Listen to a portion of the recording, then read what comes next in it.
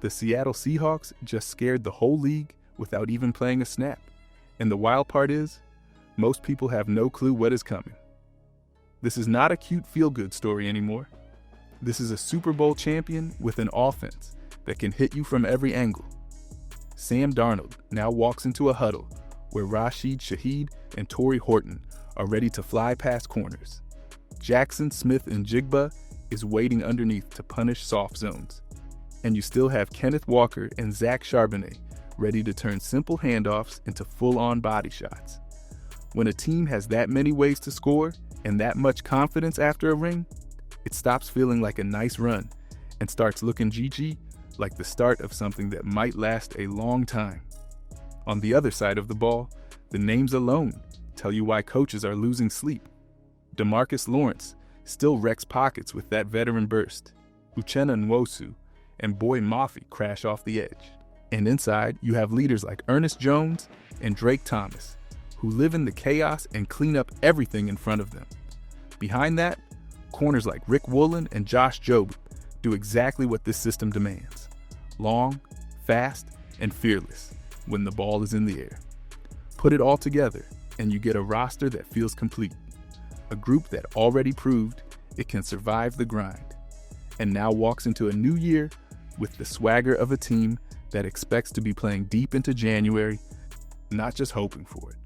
But here's the twist that nobody outside Seattle is really talking about.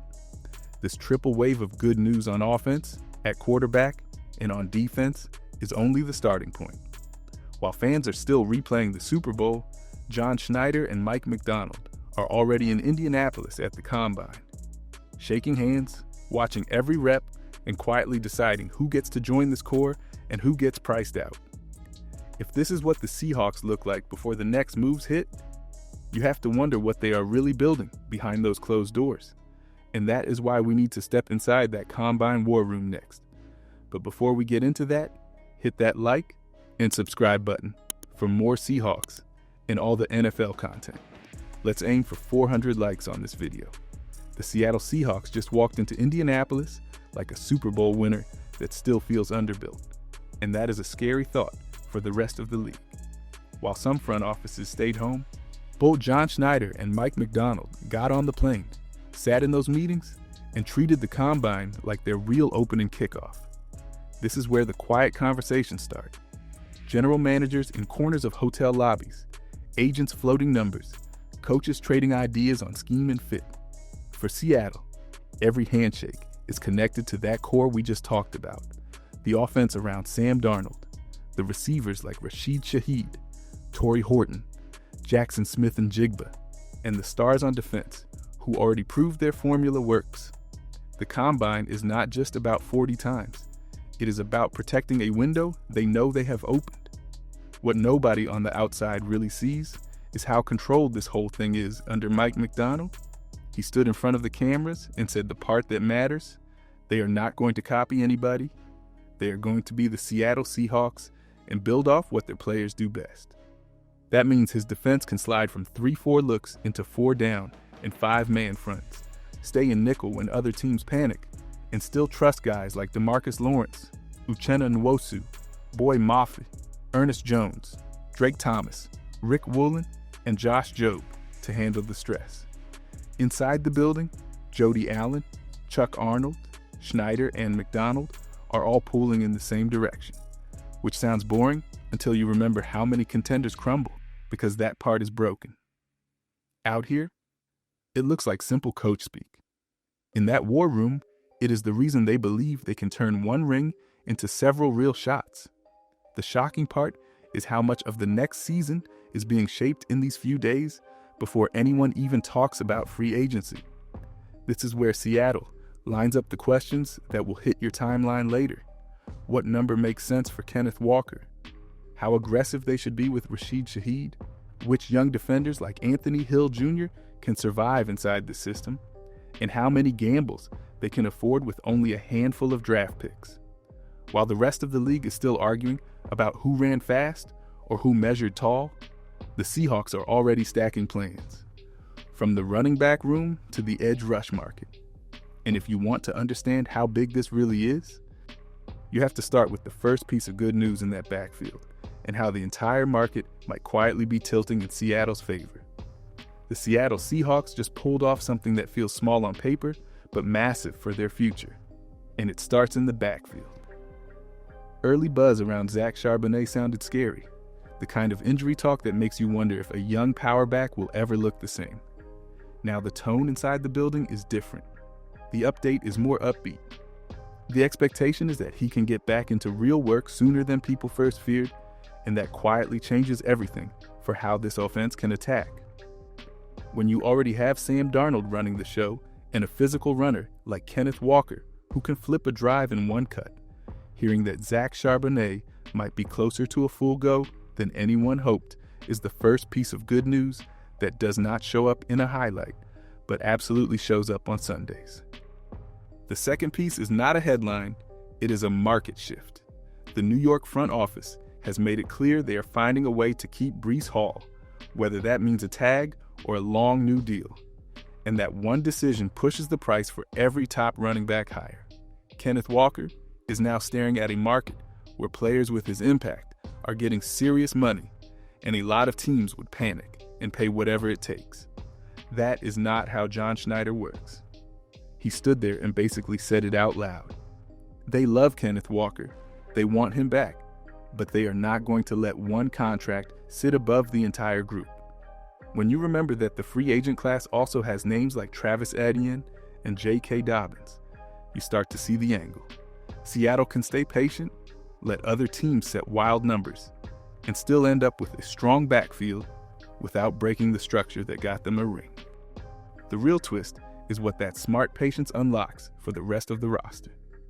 If Kenneth Walker returns on the right number and Zach Charbonnet is healthy enough to be that bruiser who wears down defenses, Seattle can shift extra resources to the outside, where the deep threats live and the whole picture gets even more dangerous. Imagine being a defensive coordinator knowing you already have to survive that run game, then looking up and seeing Rashid Shaheed, Torrey Horton, and Jackson Smith-Njigba lining up ready to stress every blade of grass.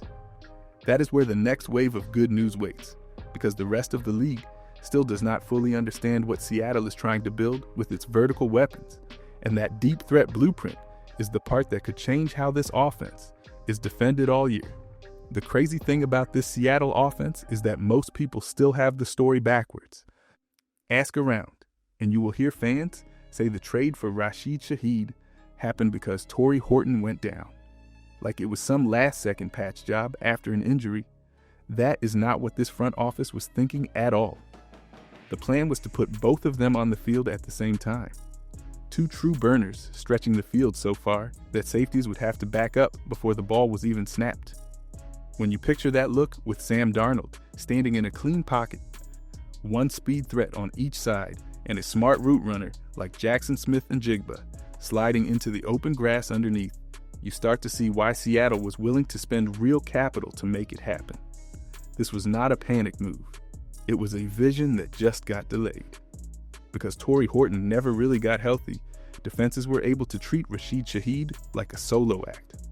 Teams sat in those two deep shells, tilted one safety over Shaheed, and dared Seattle to win without explosive plays outside. The box scores made it look like Shaheed did not justify the price. Low target counts and modest yardage. But the tape tells a different story. Corners were bailing from the snap. Safeties were glued to his side of the field, and that gravity still opened space for everyone else. Now imagine that same coverage at the start of this year with a fully recovered Torrey Horton on the other side, forcing coordinators to pick which deep threat they want to double.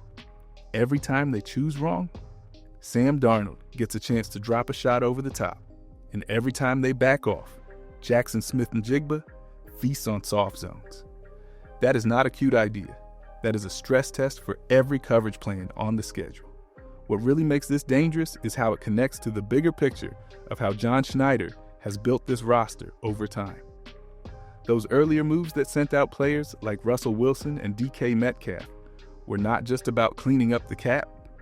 They turned into draft classes that delivered Kenneth Walker, Rick Woolen, Charles Cross, Devin Witherspoon, Jackson Smith and Jigba, Zach Charbonnet, Byron Murphy, and then the aggressive swing on Rashid Shaheed and Torrey Horton. When you hit that often, you earn the right to gamble on specific traits. And Seattle chose vertical speed and ball skills on the outside.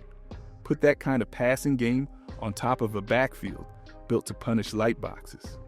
And you suddenly have an offense that can answer any style of defense it sees.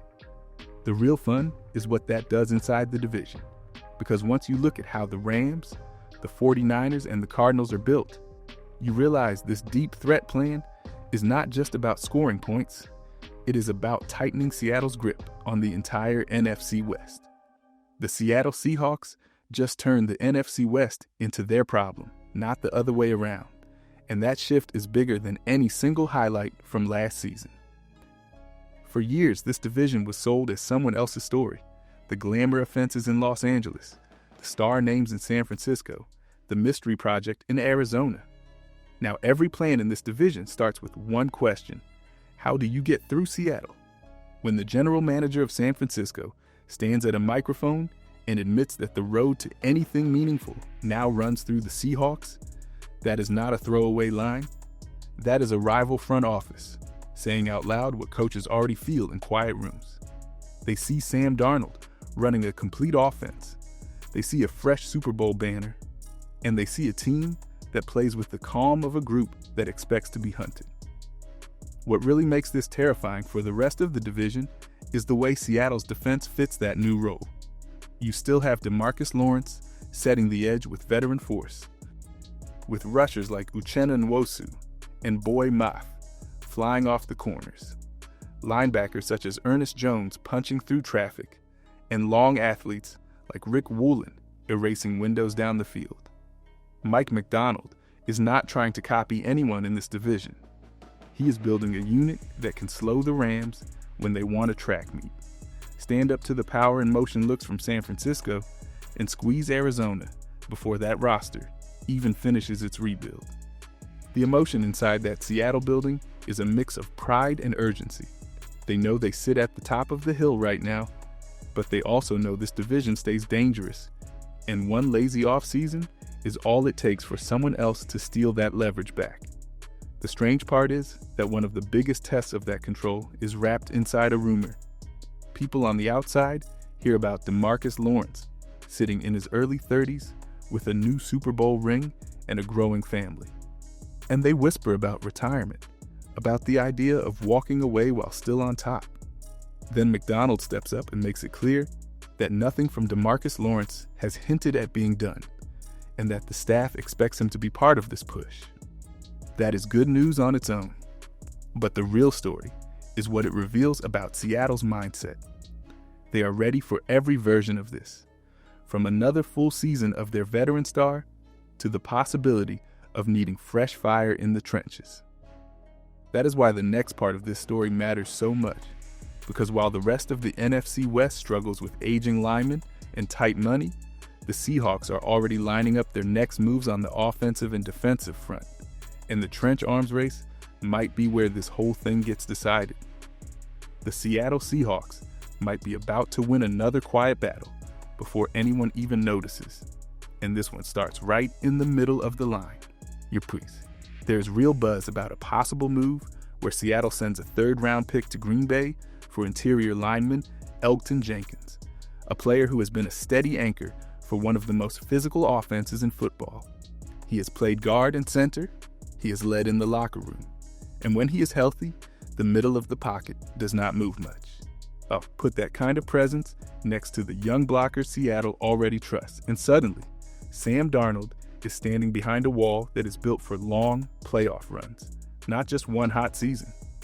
The twist is that Seattle can think about a swing like that because of all those past smart drafts, so a pick that would be a lifeline for another team is now a weapon for a champion. The rest of the division does not have that comfort.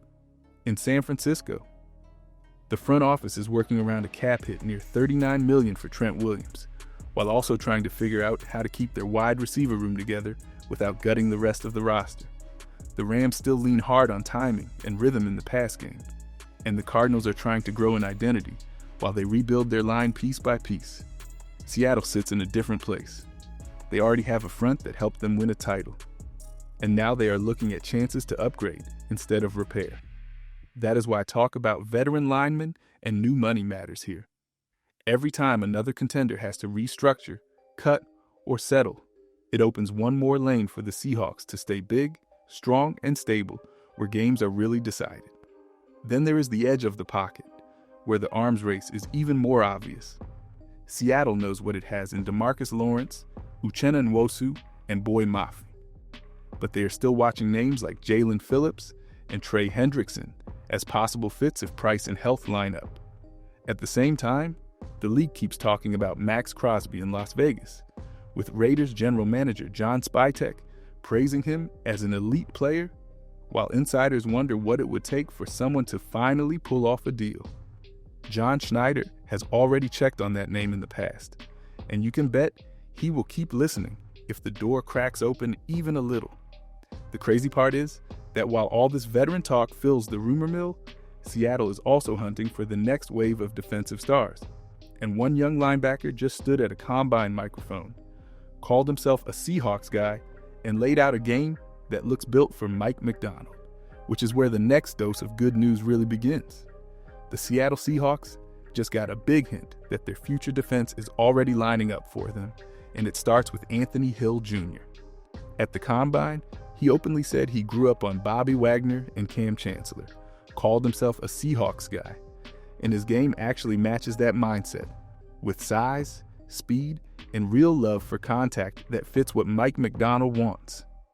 If Seattle puts him next to leaders like Ernest Jones, with Drake Thomas, and young pieces like Riley up front, you are not just adding another linebacker. You're building the next core behind the veterans and giving this team a real chance to stay in the Super Bowl race for years, instead of just one more run. The Seattle Seahawks are not riding a lucky wave. They are quietly building a long Super Bowl window. If Kenneth Walker gets the right deal and Zach Charbonnet is fully involved, the run game stays scary, the passing game stays explosive with Rashid Shaheed, Torrey Horton, and Jackson Smith-Njigba, and the defense stays fierce around DeMarcus Lawrence, Uchenna Nwosu, Boy Mafe, Ernest Jones, Rick Woolen, and rising names like Anthony Hill Jr. With Sam Darnold steady at quarterback and John Schneider and Mike Macdonald steering every move, Seattle has moved into that tier where the goal is to be playing deep into January every single year. Now the only real question is which move they make first, from locking in Kenneth Walker or Rashid Shaheed to possibly chasing a star like Max Crosby, because that choice will shape how long the Super Bowl window stays wide open.